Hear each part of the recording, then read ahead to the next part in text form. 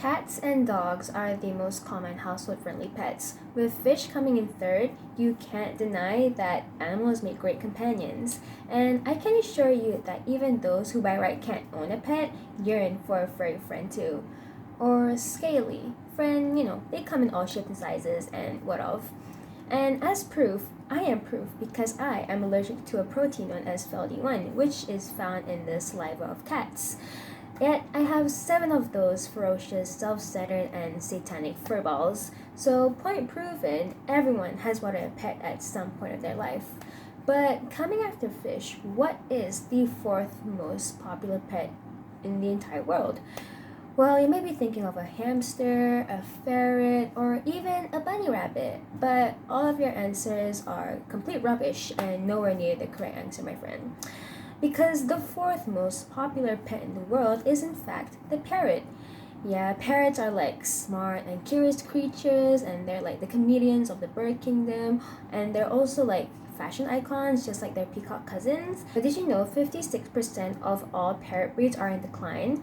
And according to BirdLife International and the Australian National University, parrots face a higher rate of extinction than any other comparable bird group, with 20% of that 56% stated above to be classified as globally threatened on the IUCN Red List. So, to anyone who owns a parrot or any other exotic pet, you, my friend, are the reason why God bestowed upon us a life-threatening, emotionally stabbing, and mentally exhausting pandemic, because because people like you don't have the mental capacity to respect Mother Nature, and it shows. A few popular individuals who qualify to be punished by death are Zari Sofia Yassin, a Malaysian singer who caged an innocent baby sun bear in her home, and our former Dewi Remaja finalist, Hanisha Hani, for, contributing to the exotic pet trade by owning a dusky leaf monkey. With influencers and celebrities flaunting their illegal pets and making it a trend out of it, it's no secret as to how the numbers of exotic pets have surged this past decade. Owning an exotic pet may seem cool and luxurious, but the selfishness of those people who proceed with the idea comes with a costly price, a price that puts all residents of Mother Earth in danger. How so? Well, self-explanatory and pretty much common sense, but if you must ask, here's how it goes down. As you all know, wildlife is crucial when it comes to maintaining that balance in our ecosystem. It's what Steve Irwin would have wanted for all of us. And you might be thinking that opening your home to a wild animal would help to maintain that well-needed balance, but joke's on you, because your monkey was the byproduct of dozens of men going into the jungle, capturing, smothering, and sadly and unavoidably, in the process, murdering a few too many of our primate cousins. In the exotic pet trade, death is a common occurrence, and that puts a deep and stinging scar onto the population of a certain species. Capturing, transporting, and transiting these poor animals in usually unhygienic, poorly maintained, small cages are what causes these poor animals to unnecessarily die of deadly diseases, and if not die, carry them. The Animal Law Coalition reports that 60% of wild-caught birds do not survive the transportation process, and even if they do survive, they will most probably die while in captivity, whether from the disease they carried, or neglect, or self-abortion. So many unnecessary deaths that could have been avoided if we just left them alone.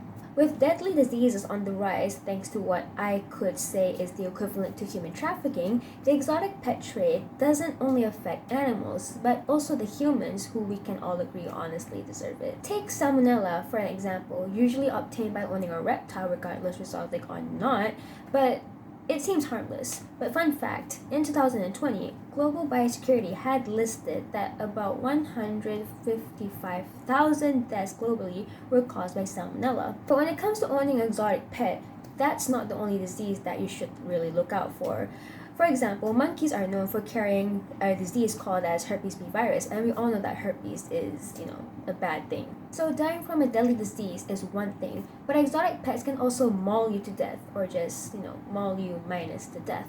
And if not you, others around you. In 2012, Terry Thompson from Zanesville, Ohio, set loose his menagerie of lions, tigers, bears, monkeys, and other animals from their cages before committing suicide.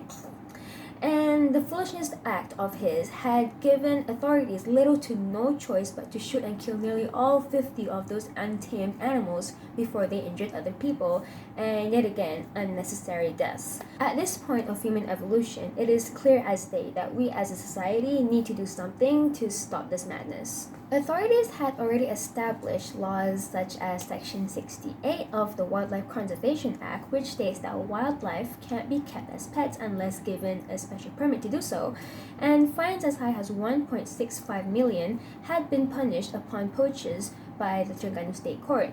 But with how the situation is now, it is clear that what they have done is far from enough. One of the many things that Malaysian authorities have to look into is that our country is known as a popular destination airport and transit for the illegal wildlife trade. The Wildlife Justice Commission in 2018 had reported that this is due to the traffickers needing to pay a significantly smaller bribe for illegal consignments at the airport. Knowing that they are unfazed with the amount that they have to pay for bribes and fines should be an eye-opener for the authorities to turn to other strategies to overcome this issue. Malaysia can't stay corrupted forever, right? Literally, the global wildlife trafficking industry is expected to be worth between 7 billion to 23 billion US dollars. So a few million is literally nothing for them. Instead, punishment should be done by jail time, community service, and occasionally death. Poachers should give back what they had stolen from Mother Nature by doing services such as volunteering at shelters and zoos while being under supervision of authorities. Not only does this help to rejuvenate animal population, but community service is also a great way to help offenders change for the better, and it's also economical. Us, on the other hand, ordinary citizens of the world, just in a nutshell, should not contribute to exotic pet trade. Want a lion? Get a cat. Interested in a wolf or a coyote? Get a dog. And a rare lizard? Bro, just opt for a bearded lizard. It's still a lizard. It isn't even guaranteed that you are capable of caring for a typical house cat, and yet you're willing to pay thousands and kill a few animals for a damn lion. If you're that desperate, get a proper education and work at a zoo, or volunteer at shelters and, rehabilitation centers. There is literally absolutely no reason as to why you should obtain a wild animal, unless you are legally and professionally trained to do so. And for once, I am literally not suggesting a mass murder of the human race, so please take my words into consideration. Oh, and if you do witness something fishy going on, do not be afraid to call the authorities ASAP. It will help a lot, I promise you. Unless you are seeking to end the world, in that case, do whatever you want, boo. If you do not stop or at least have control over the wildlife trade, you can say goodbye to beautiful creatures all over the world. And according to Population Matters, wild animals are becoming extinct 100 times faster thanks to the impact we humans create. It is sad to say that the amount of wildlife has more than halved since 1970. Scientists are even calling this the sixth mass extinction, with the fifth one being when the dinosaurs wiped out. But that was natural selection, and this one isn't. They literally describe this as a biological annihilation. And this is bad news because do you know how much these wild animals contribute to our ecosystem? A lot. Bees and other insects play a vital role in pollination, and most birds are natural pest controllers. And fun fact, most pharmaceutical products were discovered or developed by studying wild species, not invented on the basics or principles of chemistry. Like I said, stability has to be maintained. But all there is now is a world overpopulated by humans and underpopulated by wildlife that actually has been here longer than we have. 200 years ago, there were barely 1 billion human beings, but now there are a whopping 7.8 billion of us. It's not wrong for our numbers to grow, but it is a crime when we let the numbers of other residents of this planet shrink. This instability contributes to all kinds of disasters such as climate change, global warming, and severe weather events. So unless you one day want to wake up to a hurricane smacking you in the face and a flood drowning you and the sun literally burning you to death, stop. Put down that monkey and do something better with your life. Don't be an idiot. We have too many of those already, okay? Literally just use your brain. I don't understand why that is so difficult to do.